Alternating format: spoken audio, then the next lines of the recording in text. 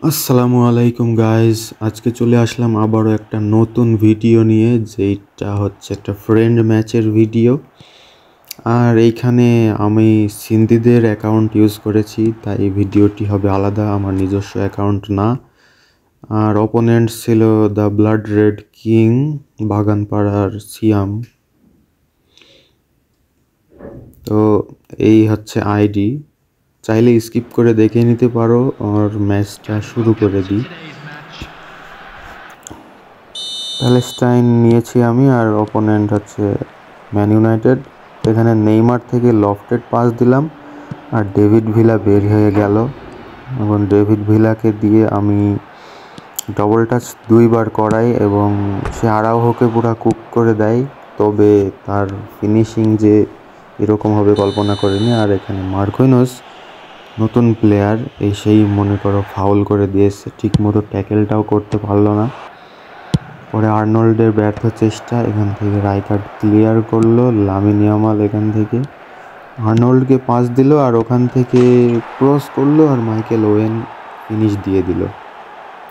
কোনো মিস নয়। সেলিব্রেশন দেখলাম। এবার পরেই আমি অ্যাটাকে চলে যাই। ফোরল্যান্ড থেকে ডেভিড ভিলা থেকে নেইমার থেকে আবার ভিলা পাস অ্যান্ড মুভ করিয়ে ডেভিড ভিলা এখান থেকে অসাধারণ একটা ফিনিশিং দিয়ে দেয়। এখানে মিকি ভ্যানকে দিয়ে একটা অসাধারণ স্লাইডিং ট্যাকেল দিয়ে লামিন ইয়ামাল পুরা কুক হয়ে যায়। আমার তো মনে হচ্ছে মার্কুইনোজের নতুন কার্ড থেকে ভ্যানের কার্ডটাই ভালো। হাফ টাইমের পর 1-1 সমতায়।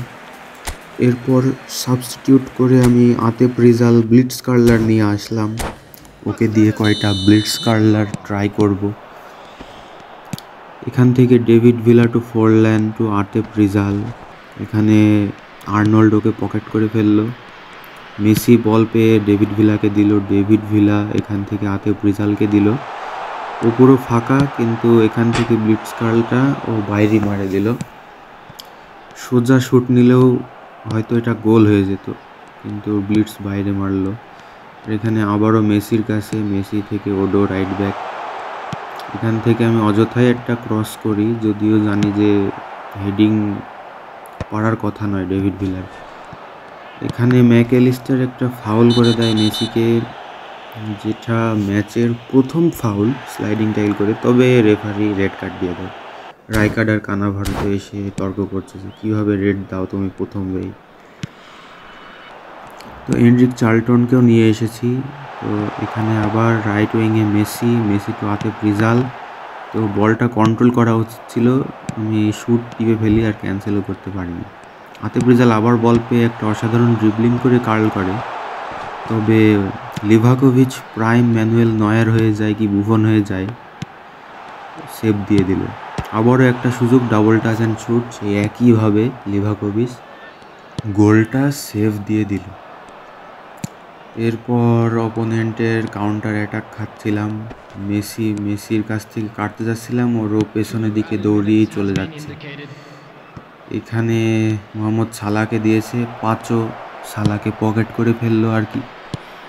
ফোরল্যান্ড টু এনরিকের মধ্যে থ্রু পাস আছে কিনা জানি না, ভুল পাস দিল।